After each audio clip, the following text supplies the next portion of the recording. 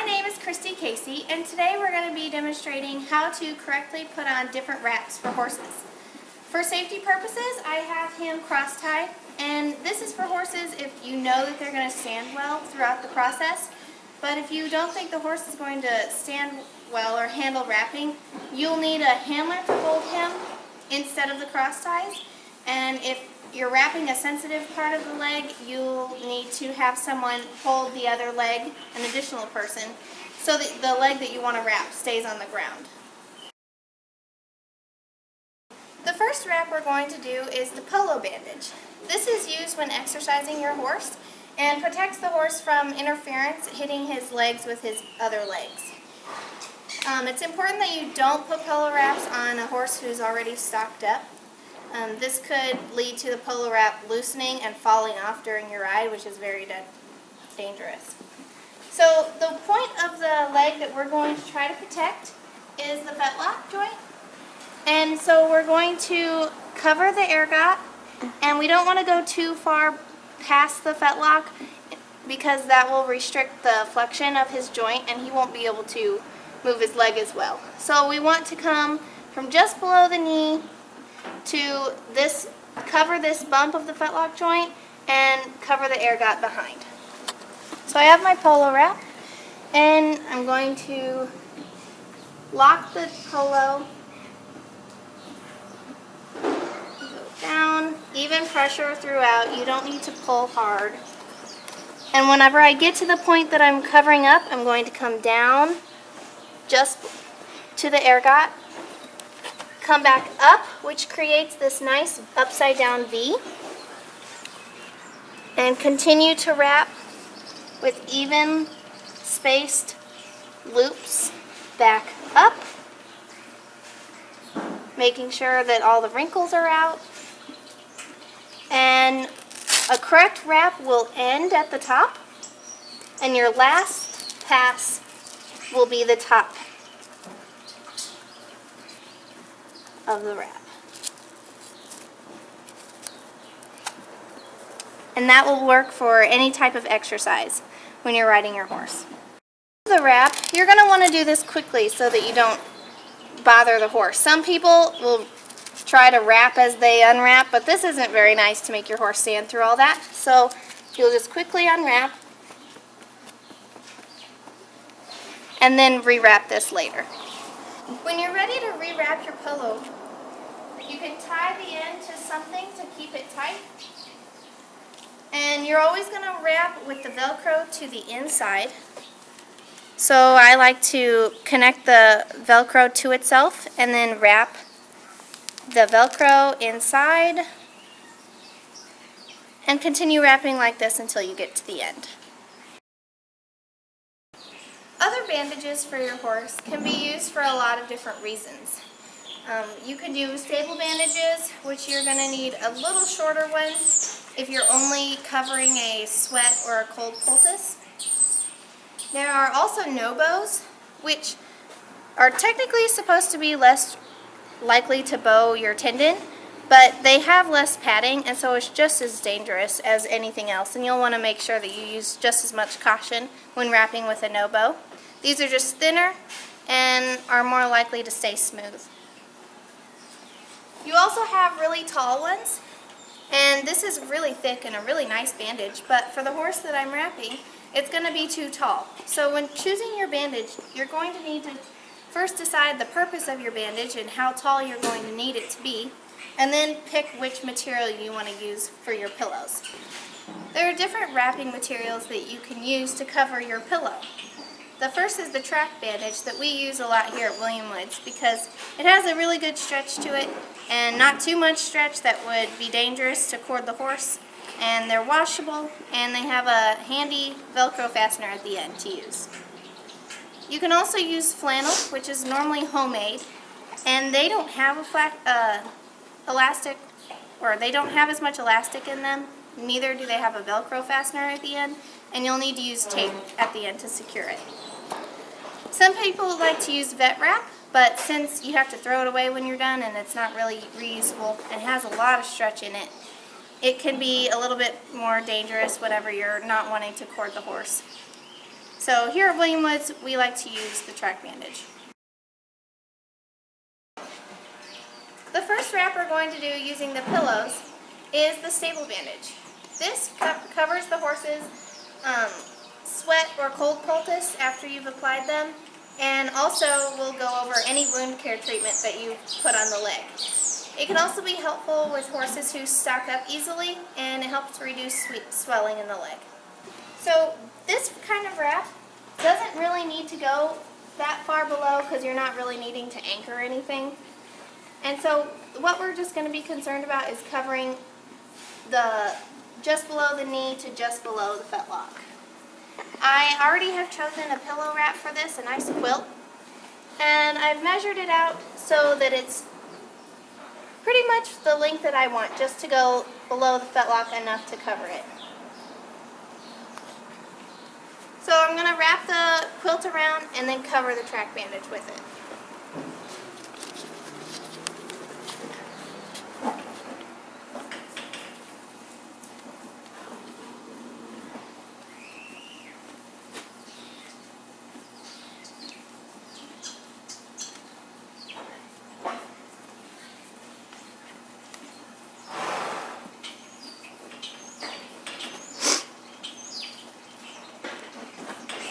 I like to loop my track bandage inside the quilt. This kind of holds it in place.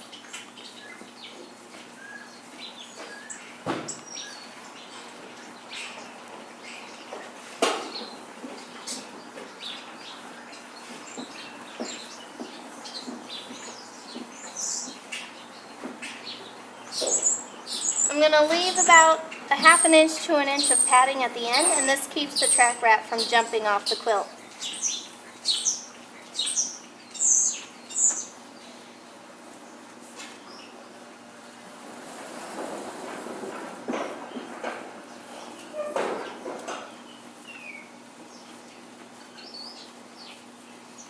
And just like the polo wrap, your last pass is going to be at the top as well.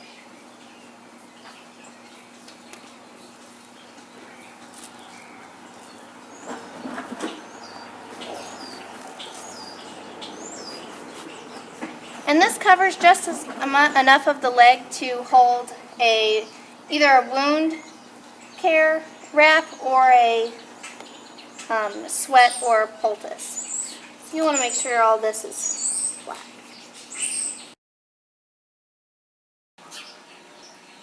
Another wrap you can do with the pillows is the stack wrap. And this is for any swelling or injuries that is above the knee that you're going to need to cover. You're going to need 2 wraps, 2 pillows.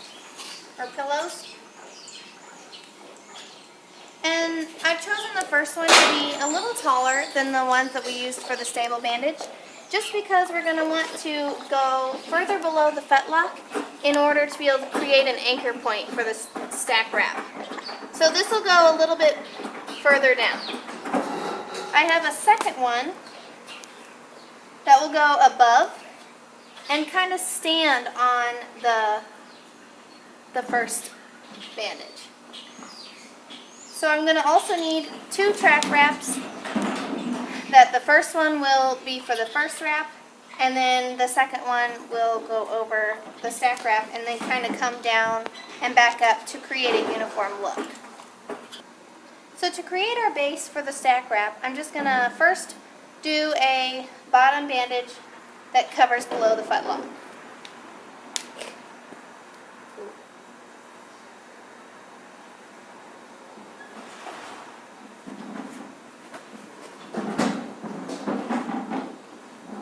And you want to keep these passes even so that your stack wrap has something to stack onto.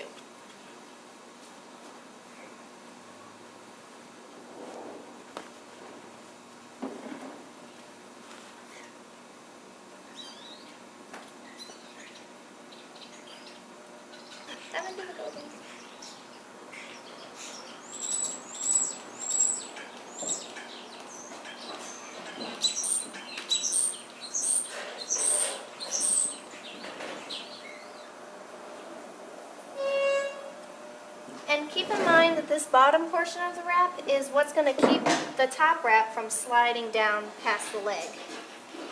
So you want to go under the fetlock and make sure that this creates a really good anchor.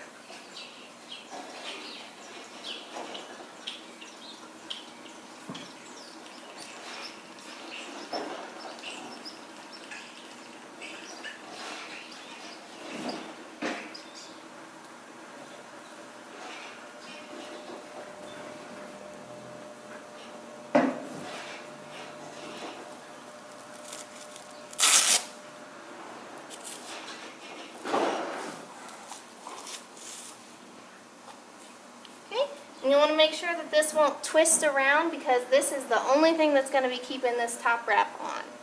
For the second wrap, I'm going to have a longer track bandage, and this kind of helps it go all the way down and back up, and you don't have to use as many track wraps. So I have the same sort of size of pillow that I used for the bottom, and we're going to use this shelf to stack this one on top of it.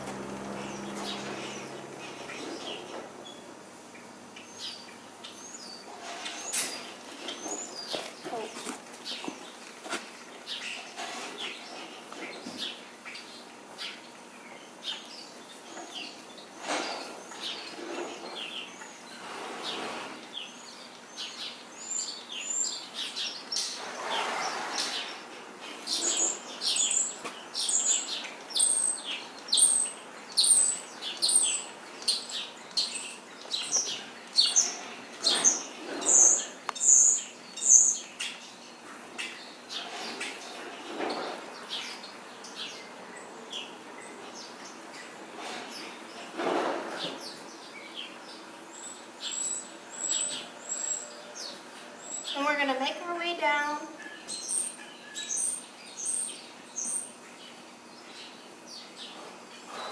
and spiral over the middle to join these two wraps together.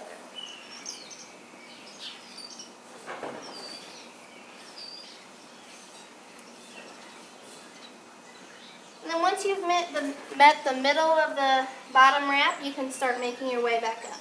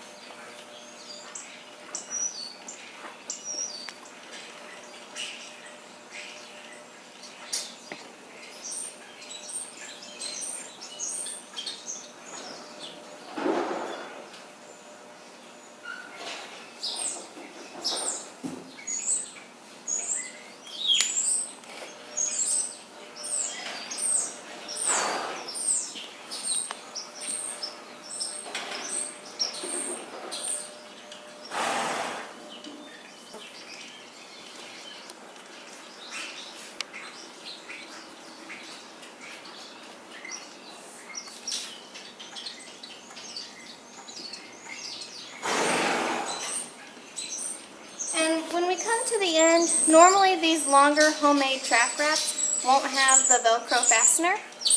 So we're going to come in with masking tape and use the masking tape to hold the wrap in place.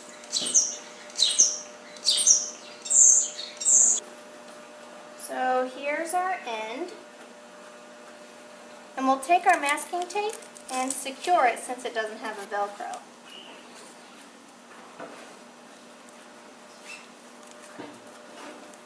Oh. And you're not going to put any stretch or pull on the masking tape. You're just going to lay it on the track bandage.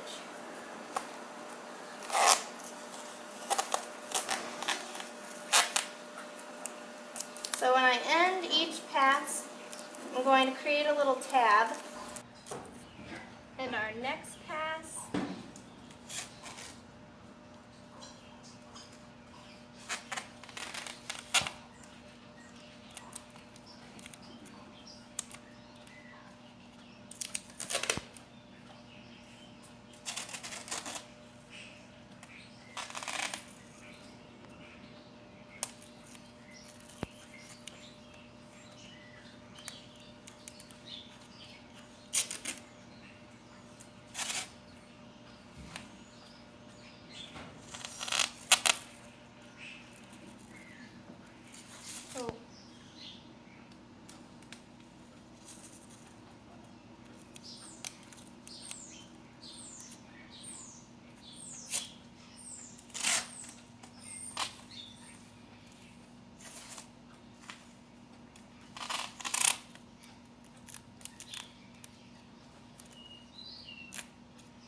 And keeping these all in the same line will just make it easier whenever you're ready to take off. And you can have different numbers of spirals to do, but the most important thing is you really don't want this wrap to come undone overnight. The horse would get tangled up in all the wrapping. Anytime you do a stack wrap on a leg, either the front feet or the back legs, you'll want to be careful when you're taking those first steps that after you've wrapped them. Horses will have to adjust to not being able to bend their joints and could get really lifted and spin in circles if it's on the back leg, and you'll just have to be prepared and have the area cleared for your first steps out of a stack wrap. Another wrap you can do is a hoof bandage, and this will be handy whenever your horse has any sort of abscess in the hoof or if he pulls a shoe and you need to protect the sensitive foot when he doesn't have a shoe on. So you're going to need a diaper, which you'll just be able to place over the hoof and fasten it to itself. And the next two phases can be interchangeable based on your preference. A lot of people like to start out with vet wrap and cover the entire diaper, being careful not to come up over the coronary band and onto the hair. And so you'll secure the diaper with the vet wrap first, and then you'll put layers of duct tape over the vet wrap, and this provides some additional protection for the horse to be able to walk and not rip the diaper off. The last thing you'll do is to cut with scissors around the top just to get all the extra diaper off so the horse can't like rip on it or chew it. So this will be good if your horse pulls a shoe or has an abscess or anytime you need to protect the bottom of the foot. Anytime you have to wrap over a wound, you'll need a couple things before you apply your stable wrap. Some wounds will need to be cold hosed before in order to remove the heat from the area. And so after you cold hose, you'll always want to towel dry the area so you're not wrapping over a wet leg. You'll then clean the area with Novosan solution. And here I have chlorhexidine ointment, but you can use any other topical that will be suitable for that wound. You'll then cover it with a non-stick Telfa pad, and in order to keep the Telfa pad in place, you can wrap it with either white gauze or brown gauze, and wrap a couple layers around in order to keep this in place, and then you can apply your stable wrap.